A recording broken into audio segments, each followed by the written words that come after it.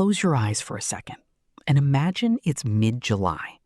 The calendar insists it should be the height of summer, but when you step outside, your breath is visible in the crisp, biting air. Your garden, which you carefully planted just weeks ago, is buried under a sudden, heavy blanket of snow. The sky isn't blue. It's an eerie, unnatural, bruised gray that hasn't changed in weeks. You aren't in a sci-fi thriller or a fantasy novel. You are living through the most bizarre and profound weather anomaly in modern recorded history. In 1816, the sun seemed to simply give up. Across the globe, from the quiet farms of New England to the bustling cobblestone streets of Europe, summer never arrived. Crops failed under a shocking blanket of June frost. Rivers froze solid in August. It was a year so profoundly strange, so utterly frozen, that history gave it a memorable and chilling name: the year without a summer. And the most unbelievable part?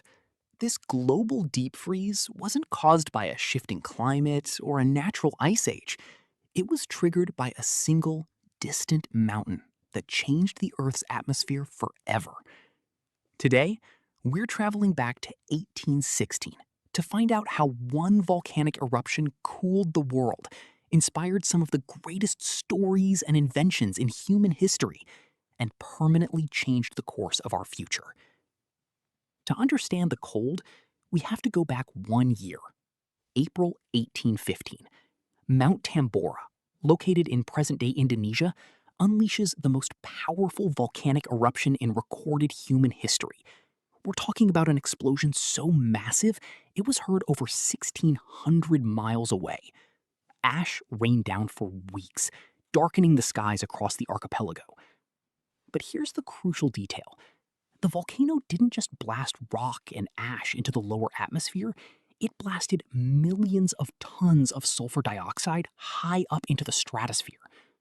These microscopic particles formed a global haze, a sort of atmospheric umbrella that wrapped around the entire planet, reflecting sunlight back into space. The Earth's natural thermostat broke. Global temperatures dropped by about 0.4 to 0.7 degrees Celsius. Now, that might sound like a tiny number on a thermometer, but in the delicate, precise balance of global agriculture, that tiny drop was catastrophic. By the spring of 1816, these atmospheric effects had traveled around the globe. People in North America and Europe had already noticed a strange, dry fog in the skies during the summer of 1815, dimming the sun and turning it a strange reddish hue. But no one knew what it meant. By 1816, the true consequence arrived, right on time for planting season. Let's look at New England. In May, optimistic farmers planted their seeds, expecting a normal growing season. In early June, a hard, unexpected frost ruined the young plants. Hopeful, they replanted. In July, another deep freeze swept through. By August, with snow falling in Vermont and Massachusetts, it became painfully clear there would be no harvest. The economic impact was immediate and severe. Food prices skyrocketed.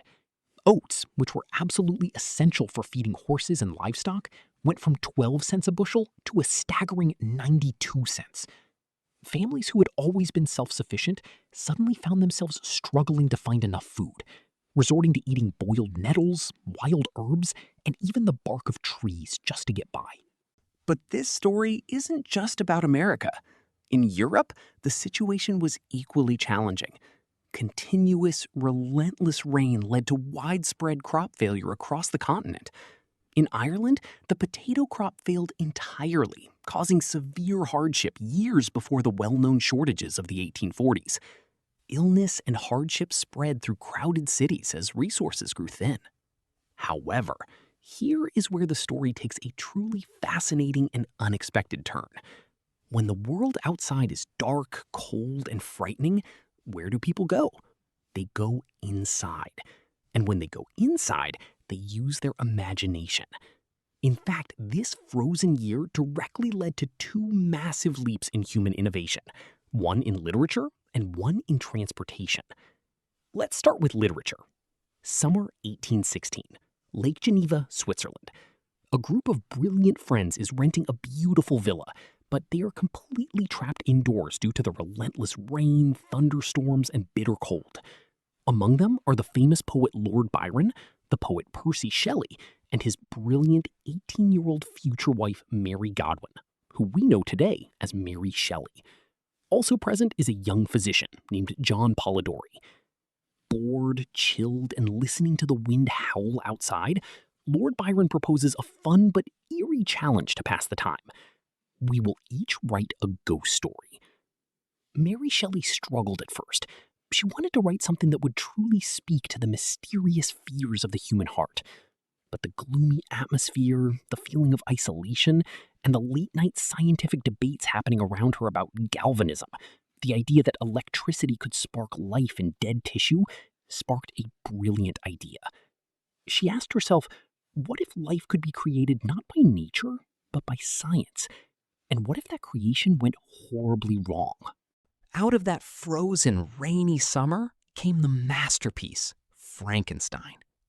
And she wasn't the only one inspired. The young physician, John Polidori, took up the challenge and wrote The Vampire. This short story laid the foundational groundwork for the modern vampire genre, directly inspiring Bram Stoker's Dracula decades later. So, the next time you watch a classic monster movie or read a Gothic novel, you can actually thank the cold, rainy weather of 1816. Without that volcanic winter, modern storytelling might look very different. But remember the transportation innovation I mentioned? Let's travel to Germany.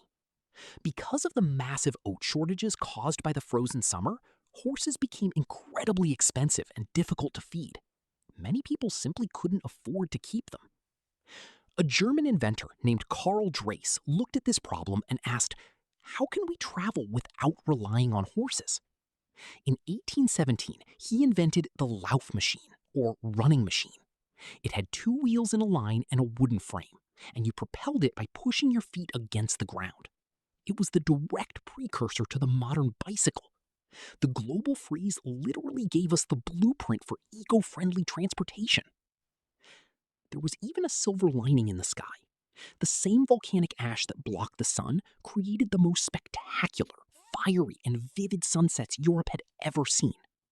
The famous painter J.M.W. Turner was absolutely captivated by these strange, glowing skies, and he captured them in some of his most famous, breathtaking paintings. The very disaster that darkened the world also painted it in new, unforgettable colors. Eventually, the ash settled. The atmospheric umbrella dissolved. The sun returned in full force. By 1817, temperatures finally normalized and the growing seasons returned to normal. But the world had fundamentally changed. In the United States, the agricultural challenges pushed thousands of families to pack up their lives, leave the frozen soils of New England, and move westward to the richer lands of Ohio and Indiana. This mass migration, sometimes called the Ohio Fever, accelerated the expansion of the American frontier and shaped the demographic map of the country. In Europe, the shared hardship fostered new conversations about agriculture, food security, and social support, planting seeds for political and social changes later in the century. The year without a summer teaches us something incredibly profound about our connection to the planet. We often think of our local weather as just that, local. But a volcano in Indonesia can freeze a farm in Vermont, inspire a writer in Switzerland, and lead to the invention of the bicycle in Germany. We are all connected, not just by culture or trade, but by the very air we breathe and the delicate balance of our shared home. What do you think? If you were stuck inside a cozy cabin during an endless rainy summer, what kind of story would you write? Or what invention might you dream up? Let me know your ideas in the comments below. If you enjoyed this deep dive into history's most fascinating weather events, please hit that like button. It truly helps the channel more than you know. And subscribe for more stories from the past that help explain our present. Stay warm, stay curious, and I'll see you in the next one.